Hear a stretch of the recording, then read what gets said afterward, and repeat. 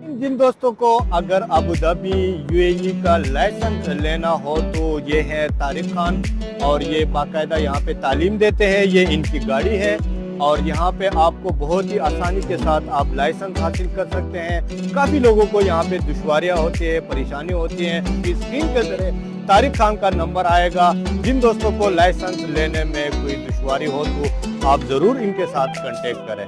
Short अल्फाज में बताएं कि आप किस तरह तारीफ देते हैं। जब कोई नया बंदा होता है उसे गाड़ी चलाने में बहुत दिक्कत होती है, क्योंकि वो उठा नहीं सकता है क्लच और ब्रेक के ज़रिए से। ये क्योंकि वो जब गाड़ी चला रहे हैं तो वो अच्छी तरह वो उठा नहीं सकते, इसलिए हमने अपनी जगह पे भी ब्रेक और क्लच लगाया हुआ है। सही है, दूसरे साइड पे भी लगाया हुआ है, क्योंकि जो बंदा गियर लगा के उठा नहीं सकता है तो हम उसके साथ उधर से हेल्प करते हैं। आप कितनी क्लासेस लेते हो? तकरीबन बंदे के ऊपर डिपेंड